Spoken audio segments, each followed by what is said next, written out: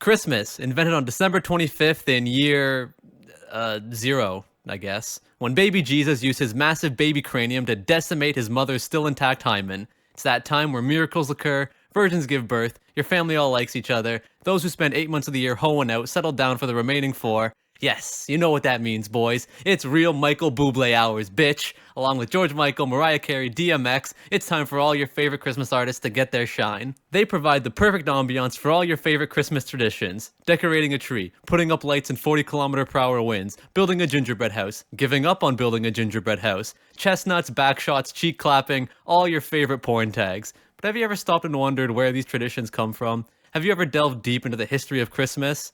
Well, I hope you weren't planning on accomplishing that here. The information in these videos is about as deep as a petri dish. That being said, it's about as wide as, like, 7 petri dishes. So let's get started with today's sharing of my girthy, albeit rather short knowledge. The first Christmas is where a majority of Christmas traditions come from. The birth of baby Jesus underneath the iconic Dallas star, along with his mom and dad, stepdad, whatever the fuck Joe was over here, an angel, and 3 random men who just showed up surrounded by native Texan fauna like goats and cows and venomous lambs. I'm sure I don't need to point out all the Christmas customs that originated right here, but I will anyway. The wildlife being kept within close proximity to real people. Nowadays they're usually subbed out for a tree. It's just easier to manage, and they don't thrash around as much when you're trying to decorate them. Uninvited people barging into your personal space bearing gifts of varying quality. And of course, the bright glow of the overbearing, ever-watching eye of the Catholic Lord, making sure you're not doing any sins in your free time. But a great celebration can't be achieved with just gift-giving, bright lights, and feral beasts. Actually, now that I think about it, yeah, it probably could. Anyway, if the Catholic Church was going to make baby Jesus' birthday one of the most widely celebrated events in human society, they needed to spice it up a little. And what could be spicier than unseasoned turkey, stuffing, mashed potatoes, cranberries? Wait, what is this? This meal is just Thanksgiving again. You can't just steal traditions and practices from other places and claim them as your own. Or can you? In order to become the greatest celebration of the year, Christmas needed to, borrow ideas from a lot of different places. The leftover food from lesser, easily forgotten celebrations. Sorry, Thanksgiving, you're just so pointless. I mean, people can't even agree what date you're on. Plants that hold value in an assortment of cultures, mythological beings from other beliefs, whether it's an old white dude breaking into your house to leave gifts, or an old white dude breaking into your house to take children. Both are phenomenal money savers and are appreciated equally. Songs from every genre and culture. Think of a traditional Christmas song. Now think of any genre of music. That combination exists out there somewhere in the world. And trust me, that industrial metal version of Rudolph the Red-Nosed Reindeer fucking slaps. Now, being so grand in scope, Christmas couldn't be contained within the walls of Catholicism. Nowadays, even people who aren't Catholic celebrate Christmas, albeit they usually add their own flair to it. Take me, for example. My spirit is solely committed to the base god, but I still have a little nativity scene sitting under my Christmas tree celebrating baby Jesus' birthday. Although instead of family and an assortment of other living things, my baby Jesus is surrounded by Fire Emblem figures. Look, I even saved a spot for the worst of the 3 houses leaders for next Christmas. But Christmases come in all kinds of flavors. You got Russian Christmas, much like regular Christmas, although this one takes place in January for some reason. Like most things in Russia, it's basically the same, but something about it is noticeably askew. Black Christmas, invented in 1966 by Milana Karenga, as a replacement for the white celebration of that psychotic maniac, baby Jesus. Upon realizing that a decent portion of the black community actually loves baby Jesus, Mr. Karenga backpedaled hard off of this purpose and presented Black Christmas as a way to remember their African heritage while still celebrating Christmas with everyone else. Black Christmas is based around 7 different principles, each of which sounds like a name of a boss from Resident Evil. And that concludes our mini Misinformed on Kwanzaa. Wow, 2 videos in one. What a deal. Jewish Christmas, much like a regular Christmas, except their tree is really small and it's called Hanukkah instead of Christmas. The tree is also called Hanukkah, and it's adorned with candles, the most important of which is called Hanukkah. And after all the candles are lit, they take a bunch of spinning tops, which are called Hanukkahs, and have a Jewish Beyblade tournament. And YouTuber Christmas, which is one of the best times of year to be a content creator, because you get to just shovel out top 10 lists and recap videos and rake in that sweet, sweet ad revenue. Ah, sick. We're finally getting Misinformed's top 10 white women of 2019. Let's fucking go!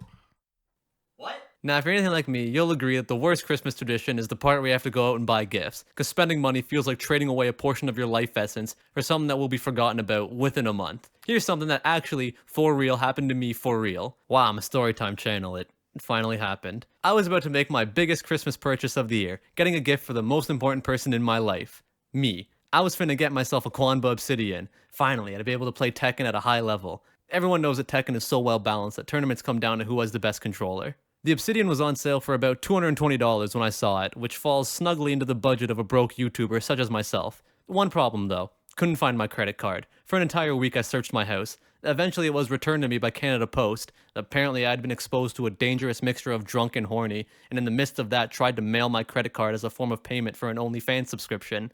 And can't do that apparently. The more you know. When I finally went to purchase that fight stick, its price had shot up to $400, which falls snugly outside of the budget of a broke YouTuber such as myself. If only I had someone in my life with a decent memory who could remind me what my personal information is whenever I forget. Oh right, the sponsor of this video, Dashlane.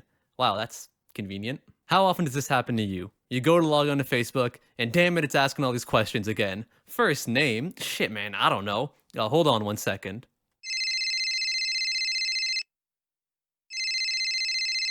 Hey mom, I was wondering what's my first name? Yeah, like the name you gave me when I was born. I don't. What is it? Oh, really? Really? And dad was okay with that. All right, whatever you say. All right, glad that's over. Oh, god damn it. With Dashlane in your life, however, you can stop harassing your poor mother every time you forget what your personal identification is. Now you can sign into social media like BAM! You can finish up your online shopping in the blink of an eye. Your financial advisor might think that's a bad thing, but come on. Who are you gonna believe? Me or your lying-ass credit score? And maybe you're concerned with the possibility of someone getting a hold of your personal information. Hey, trust me, in today's world, you wouldn't believe the amount of people who have a hold of your personal information. But still, if you want to sleep a little more soundly at night, Dashlane uses a decentralized security system where each account is encrypted separately. So in the event of a breach, it's very unlikely that your Dashlane account will be compromised. However, the same probably can't be said for each of your individual passwords, so Dashlane has built-in security alerts anytime one of your accounts may have been breached, so you can quickly call up your bank and assure them that you in fact did not order 30 kilos of ketamine. If you'd like to try Dashlane, click the link down below, dashlane.com/misinformed to get a 30-day free trial of Dashlane, or use promo code misinformed with your purchase to get 10% off Dashlane Premium. It's not too late to get yourself one more last-minute Christmas gift, and what gift could be better than convenience? Don't say a girlfriend, we both know you're not getting one of those. And with that bag securing finished, that's the end of the video. Hey, I gotta pay for all these gifts somehow, and I pray to the base god that you will also find a way to pay off all those gifts you got on credit. Merry Christmas, Happy Holidays, Happy Hanukkah, Festivus, Kwanzaa, however you like to get down, it's all good. Just remember to have a time. And now a word from some of my patrons. Eitz Kodal. Ah, Christmas, a Christian's favorite pagan holiday. This holiday season, let's organize to stop the ultra-wealthy. Ayla Malaysia. Dad, please come back from the store. Empress Mermaid. Merry Christmas, you pathetic land-dwelling humans. Keep your trash out of my ocean. Magnum. Io Saturnalia. Also, Merry Christmas. How's the weather in... Wait, which of the two real Canadian cities are you in now? Toronto or Vancouver? I love it when you call me Smiggy Balls Forever 9/11. I'm back, bitches. I'm done with USAF basic training and technical training. I can now freely beat my dick and not get yelled at by MTI for it. Thank you, base god. Merry Christmas. Johnny Joestar. To age is to see the world as it is, but for this price I receive a few less presents each year. To live is to step ever closer to death, and this is the plight of modern man. Merry Christmas, everyone. Josh Strife. Listen here, Buster, you better say my name right in the credits. It's Josh Strife, not just Josh. You gotta say my full name because I'm a pimp, and you gotta say a pimp's whole name. You don't call my homie a pimp named Slickback just Slickback. No, you gotta say the whole damn name. A pimp named Slickback. With that said, I'm gonna sing my people's version of the Jingle Bells song.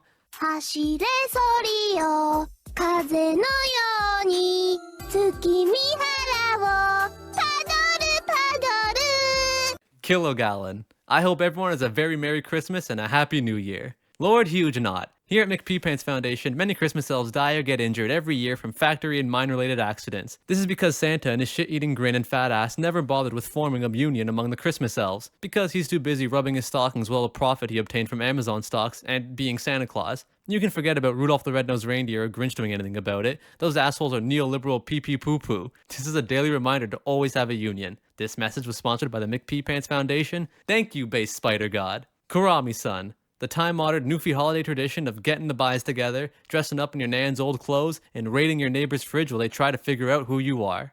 Thomas. Bigger and blacker. That's how I like my cars. Plus I'll eat Misinformed's ass on Christmas Day, so stay tuned.